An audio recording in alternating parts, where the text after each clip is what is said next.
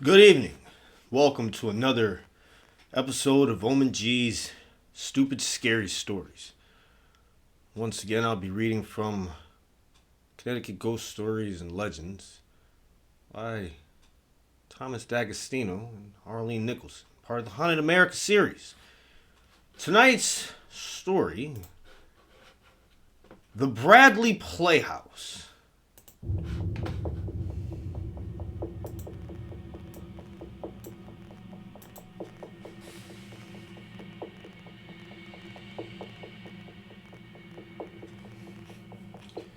In the heart of downtown Putnam sits the historic Bradley Playhouse. It is a charming theater where live performances fill the air with magic. The historic Playhouse is always beaming with excitement as live actors recreate scenes born of imagination and ingenuity. Guests get to leave their world for a while and join that of the actors on the stage. There are also a few spirits that eternally revel in the glamour of this noted showplace. Ransom Bradley fulfilled his dream on January 29, 1901, when the theater, designed and constructed by local architect Charles H. Kelly, opened its doors to the anticipating public. Vaudeville shows, silent movies, sound movies, and live performances have graced the stage ever since.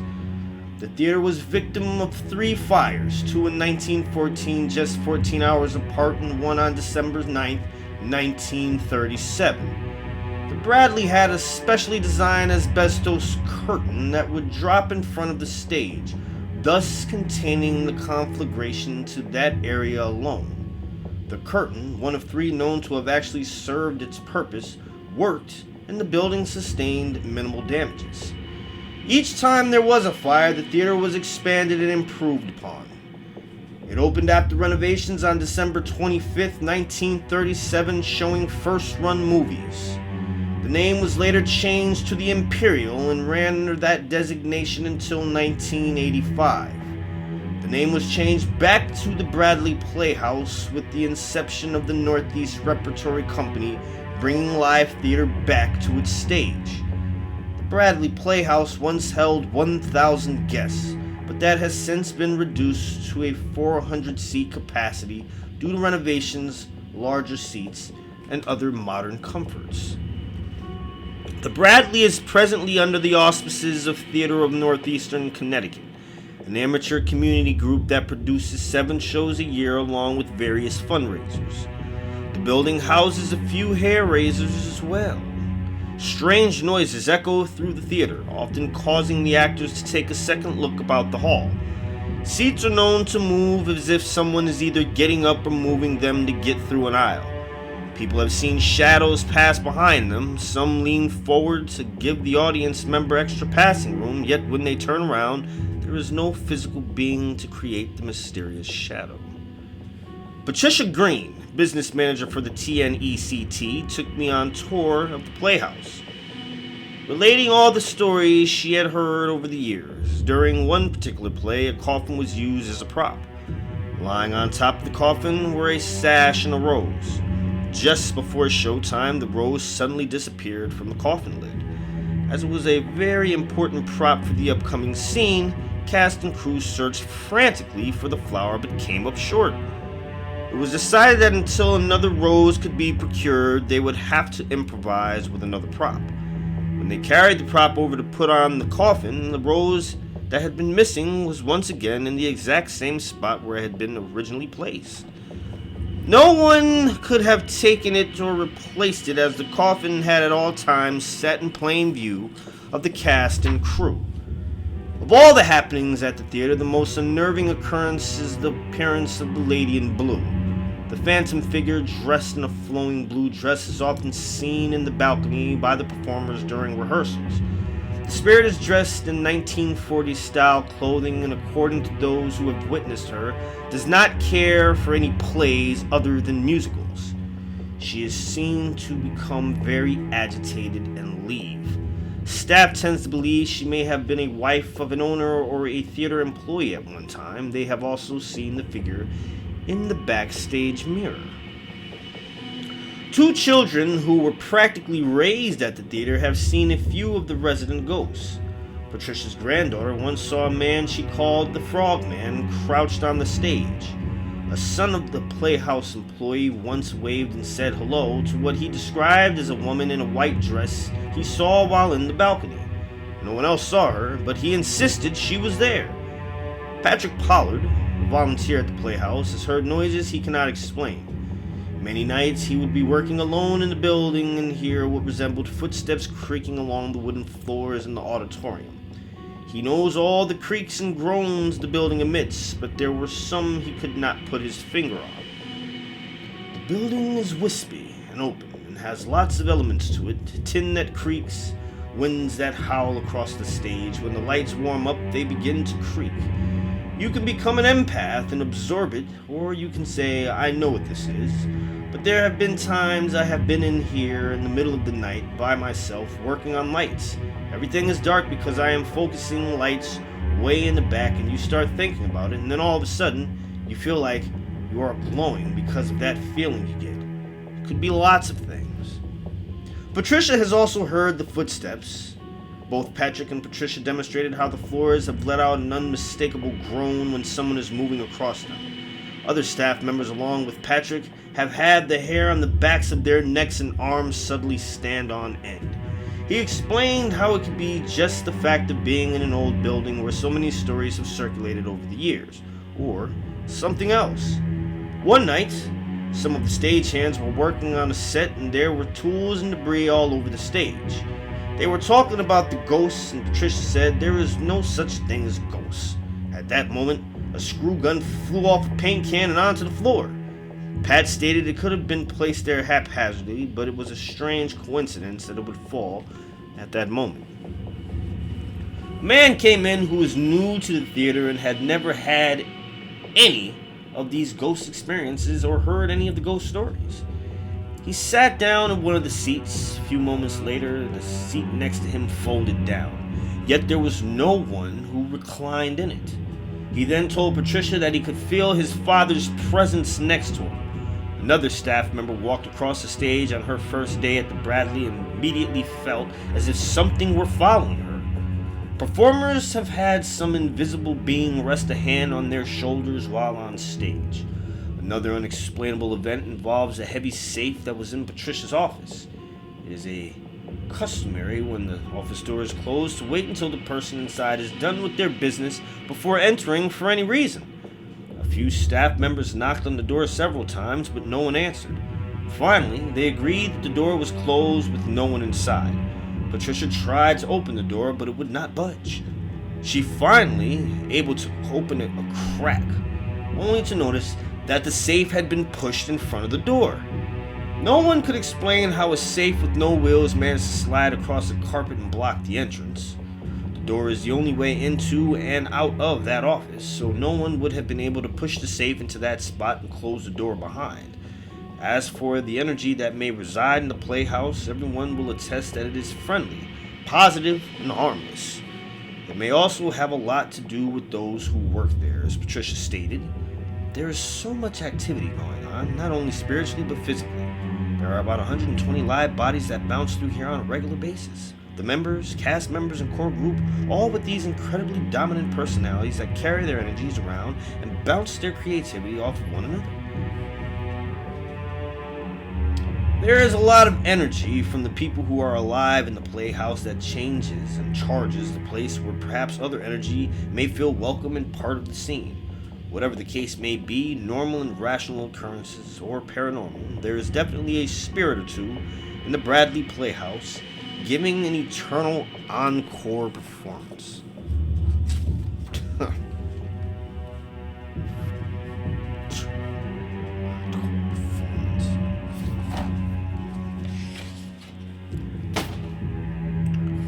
Sounded like a bunch of bullshit to me. That's all I'm gonna say. Friendly, harmless ghosts. Ha ha ha! I've heard that one before. And that wasn't the case. Now, like I said, before I went to this particular location, the Bradley Playhouse, I contacted my good friend, Jane. Jane contacted our good friend, well, not my good friend, but her good friend, Jim. So Jim, Jane, and I, we all decided we're going to head over to Bradley Playhouse. Now, I made sure to tell Jane to tell Jim not to eat any damn Taco Bell. And if he has to use a fucking restroom, to use a restroom. No shitting on anything that could possibly be linked to Ghost Afterlife. He agreed. Once these ground rules were set, we were on our way. I picked them up at their places of residence. Headed over to the Bradley Playhouse and we spoke to a couple of the workers there. So, hey, how are you doing? My name is Reese. This is Jim, Jane. We're ghost hunters. With no order without chaos paranormal. We're here to check out these ghosts that you guys say you have that are supposedly friendly and shit. Supposedly putting on an encore presentation. That's what the book said. That's what the book said. So we're here to see if there's any ghost shows. She said, oh, you're in luck. I said, we're in luck? Yeah, you're in luck. They're busy at one right now. I said, ghost show, bitch. Pardon my language. I don't mean to call you a bitch, but, you know, you seem to think that I mean like a real show. I don't want to see a real show. I want to see a ghost show, like the book said. That's what I'm talking about. There's a ghost show happening right now. There better not be people in there doing a show about fucking ghosts, okay? Because I swear to God, girl, if I go in there and sit down and I see regular people acting like ghosts, I'm going to have Jane come out here and slap you, all right? I'm dead serious. I'm dead serious. I drove here to see ghosts put on a show, like the book says. Ghosts put on a show. They're putting on a show right now. Go inside. So me, Jane, and Jim went inside. Now, I'm expecting to see a bunch of fucking people doing a play. You know what I'm saying? Because I don't think that this chick quite got what it was that I was saying. You know, I'm figuring she's a dense idiot and thinks that I want to see them put on a show about ghosts. But, to my surprise, when I sat down inside the main theater, there were ghosts putting on a show. And it was a cool show. I mean, I'm not sure what play it was that they were doing, but they were doing a play. And, you know, it was kind of funny. It was like a comedy of sorts. Me, Jane, and Jim are sitting down, enjoying ourselves, laughing our asses off. Laughing our asses off. You know what I'm saying? It was hilarious. Jane turns to Jim and says, hey, I need to go get some popcorn. She stands up. She leaves the theater to go get some popcorn, right? So me and Jim are talking. And at that point, something goes, shh. Looking around, we don't see anybody, right? I wonder what that was. I don't know, Jim. I don't know. But they should mind their own fucking business and not be telling us to shh. Okay?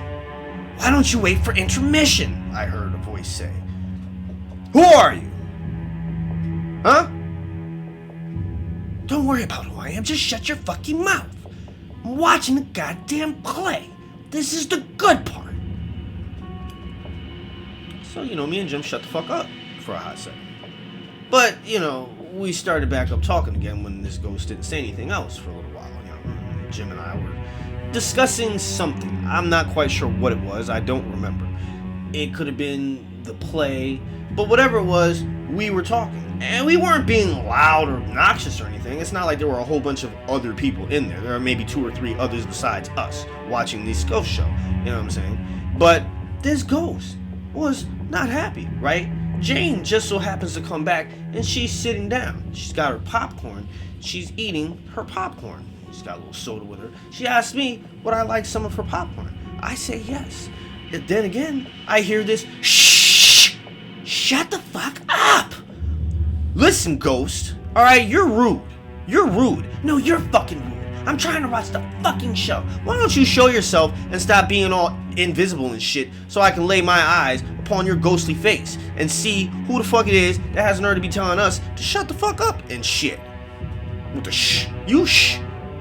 You're making more noise. See, look, all this talk that's happening right now is because you said shh. If you had to just shut the fuck up in the first place and not told us to shh, then guess what? I wouldn't be going on and on about how you told me to shh and how I don't fucking like it. Ghost. Shut your fucking yap. Pass me the fucking popcorn, Jane. Jeez, don't get mad at me. I'm sorry. As Jane goes to pass me the popcorn, the shit flies out of her hand. Like somebody smacked it. Popcorn everywhere except for where I want it to be, which is in my lap, in my mouth. Jane's a little upset now. Why'd you do that? I'm like, I didn't do that. I didn't do that at all. Shit, flew out of your hands. I didn't even have my hand on it yet. That's when the ghost starts saying some more shit. Under its breath, though. We can hear like mumbling, muttering, like... I'm like, do you hear that, Jane? Do you hear it? Sounds like somebody's talking some shit. Yeah. In my bag, of course, I have Rosamond, and I can hear him laughing. Oh yeah. What's going on, Rosamond? I stand up and I leave the theater because I don't want to be rude to the living patrons that are there. Fuck the ghost. He can watch this show anytime he fucking wants. He's obviously haunting the place, so why should I be polite? And they're all ghosts. Like, he can't watch this show on his and their ghost time. You know what I'm saying? Like, he has to watch it right fucking now. He's probably seen the goddamn play 150 million fucking times. You know what I'm saying? He's a ghost. They're ghosts. They're all ghosts. So I'm pretty sure they don't put on like a different ghost play every other day and shit. It's probably the same goddamn ghost play that they've been putting on. So then I'm wondering to myself, like, what happened? Why is Rosamond laughing? So, I take him out into the lobby. And I'm like, I pulled the jar out. I'm like, what's so fucking funny, Rosamond? There's a guy that you're, having an argument with, the one that keeps telling you to shut the fuck up. Well, guess what, right? That guy, I fucked his life up. Bad. He died in this theater. You know what I'm saying? He was an actor and shit. Right? And he was supposed to be the lead guy in this play, right? He was supposed to be the lead guy in this play. But he got sick because I made him sick.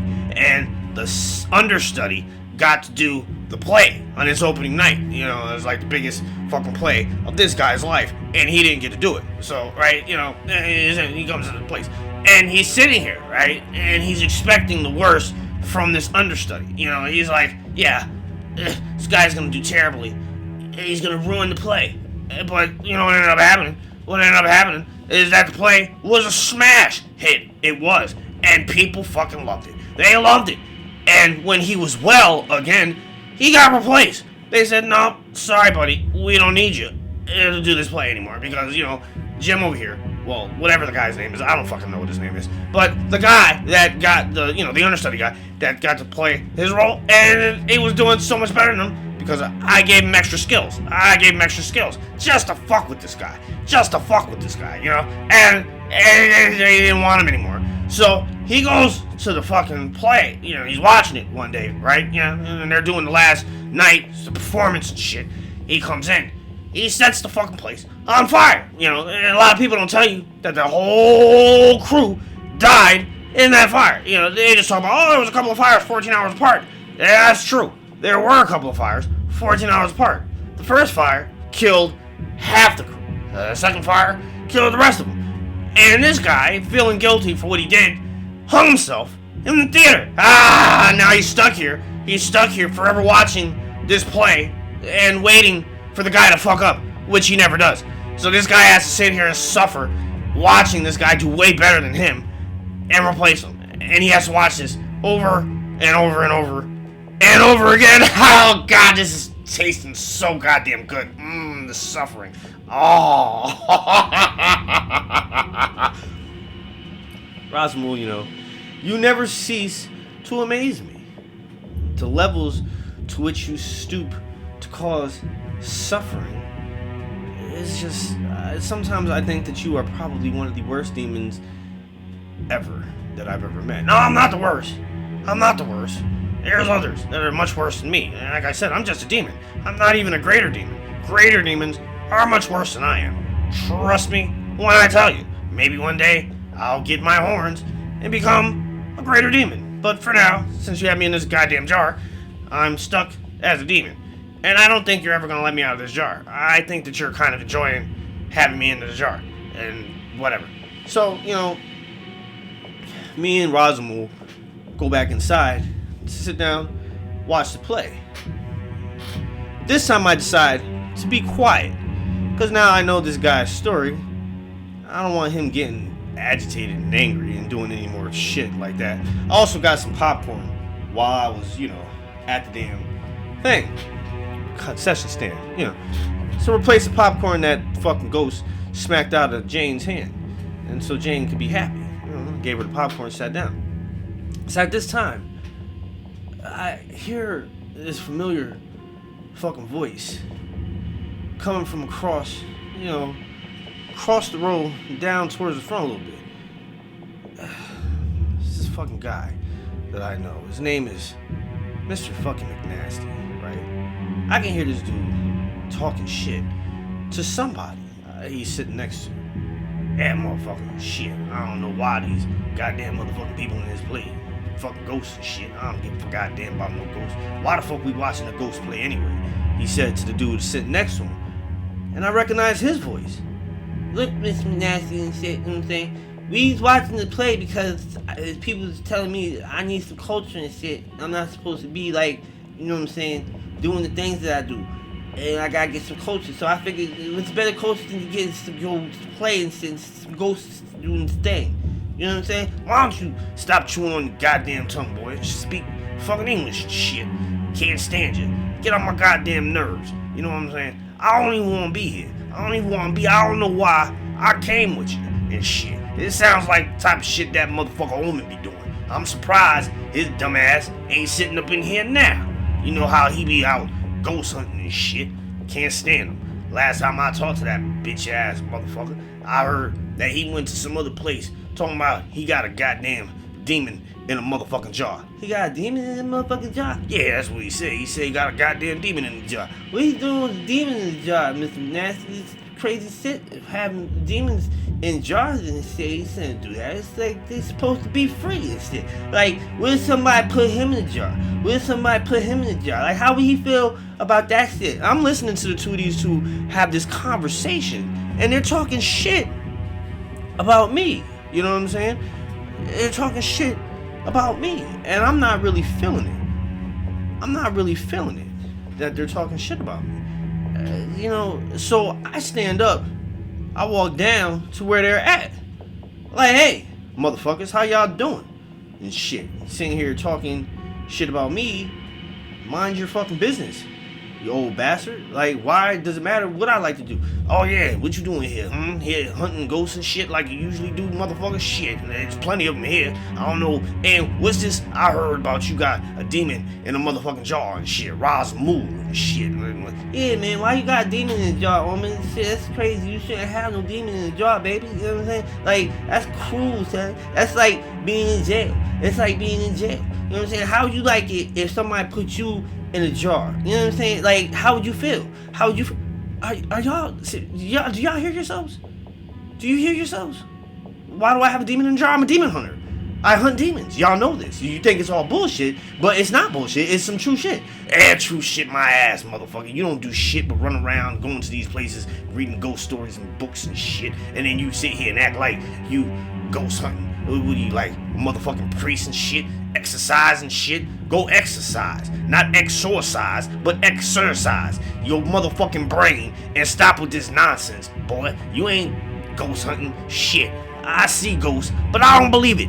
And even if they are real and shit, what kind of control over them do you have? You ain't got no control. It was at that point I seen the ghost that was telling everybody to shut up. Now it's really pissed off because we're really talking. I guess this must be the part that he was expecting the dude to fuck up at, and he wants to watch it. But me and Mr. McNasty and Mr. Lispy are having this loud ass conversation, since now I know the only other two people in the fucking theater watching the show are these two motherfuckers. So who fucking cares if I make a noise? I don't care. Jane and Jim, they're not worried about what we're doing. They're kind of watching me and these two idiots argue with each other. So it's at this time, motherfucking, you know what I'm saying, the ghost comes down there. Shh! I told you guys to shut the fuck up. Who the fuck you think you talking to, boy? Shit. I said, I didn't say a goddamn thing. It's the fucking ghost that said that shit, motherfucker. Why don't you open up your goddamn old ass ears? Do you see words coming out of my mouth except for the words that are now coming out of my mouth, motherfucker? Shit, I ain't say shit. He said shit. Who said it?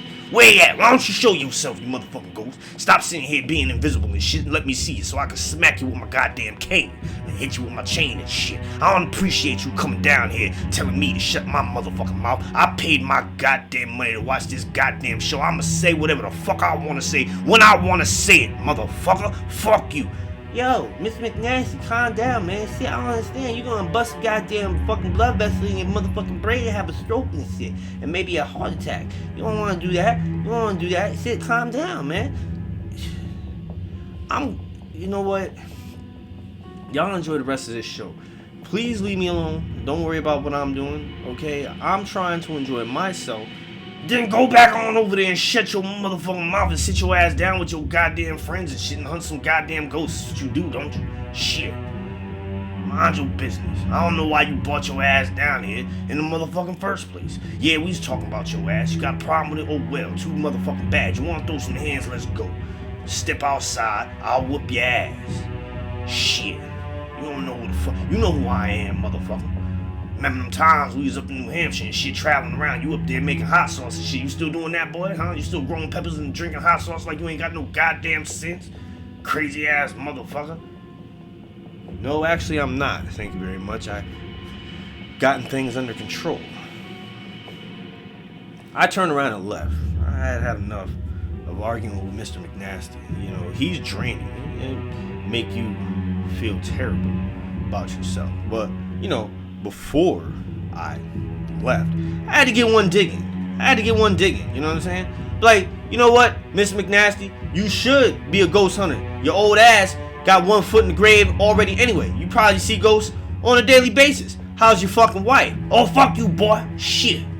Wait till we come outside and shit. I'ma fuck your ass up, bitch ass motherfucker. I can't stand your ass. Shit. Wait till I see you again. I said you see me now. I walked away. As I'm walking back up the road to where my seat is, I get tripped. Fall down, hit my face. Ah, that's what you get, bitch. Fall on your face, but you don't know how to walk no more. I ain't paying him no fucking mind. You know what I'm saying? I ain't paying him no mind. I knew who tripped me. This fucking ghost. So you know what I'm saying? Now I've had enough of this fucking ghost. First he's shushing us and shit. Now he's gonna trick me. And he smacked our popcorn. Just so happened to land in some of that popcorn he smacked. Popcorn he smacked. Not smocked. Popcorn he smacked. Anyway, like I said, you know what I'm saying? I get up, brush myself off, pull popcorn off my face. I was like, look, ghost, I don't know what your name is, don't really care, but I've got some news for you, bitch. I've got some fucking news for you. How about this? You suck, okay? That's why you hung your fucking self here in this goddamn place after you set the motherfucker on fire because your understudy was better than you. That's right, better than you, and then they replaced your punk ass. How the fuck do you like that? Bitch. Walked back to my seat and went to sit down. You know how the seat comes down, push it down so you can sit. Well, when I pushed it down and went to go sit, this shit popped up with so much force. I mean, it literally flung me out the chair, landed, right?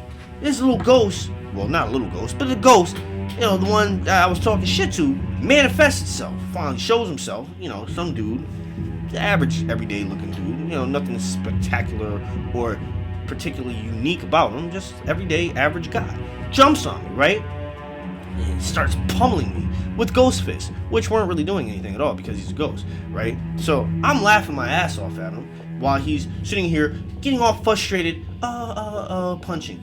And then I'm thinking to myself, wait a minute, he was able to trip me and smack the popcorn. Why aren't his little fist blows hurting me? And I realize what he's trying to do. He's trying to possess me. You know what I'm saying? He's trying to possess me. That's why he's not actually hitting me. He's trying to hit my soul. You know what I'm saying? But he's too weak. He's been spending a lot of his energy telling me to shut up and smacking me and, you know, hitting the chair and shit and fucking popcorn, blah, blah, blah, blah.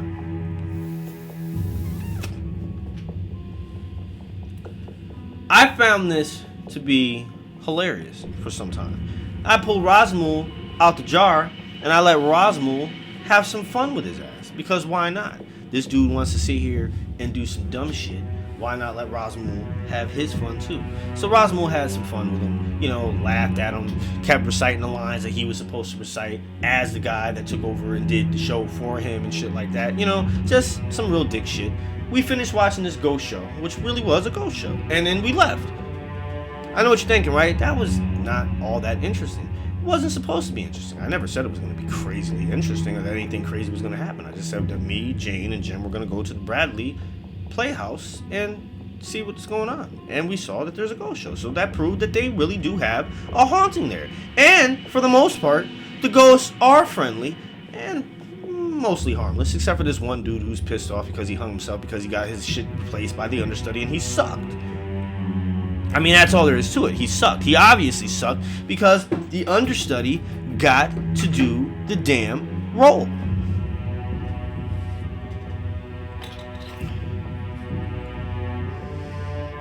So, I just want to say thank you all for joining me for the second story of tonight.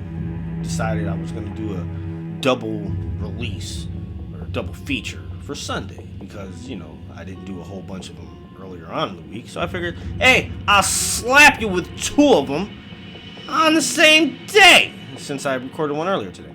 So I hope everybody has a great night. Stay spooky, chillax, ghost hunting. You know, if you ever have a chance to visit the Bradley Playhouse, you should, if you're in Connecticut. If you're not, well, by all means, find another haunted theater. I'm pretty sure there's one in every town or city that has an old-ass theater that's still in operation. And it doesn't have to necessarily be in operation, folks. You know, a haunted theater is a haunted theater. They might be putting on a ghost show. Even if it's not for the general public, you might be able to catch one. And they're pretty good. They're pretty good, you know. I'll say that much. They're pretty good. You know, you're watching ghosts do what ghosts do. Be ghosts.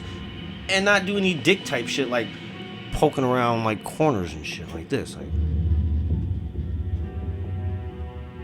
hey, I'm a ghost. Nah, you know. So, yeah, once again, enjoy yourselves tonight. If you haven't subscribed to the channel, please go ahead and hit that subscribe button. I could use the subscribers. I only have a small few. A tiny amount. More.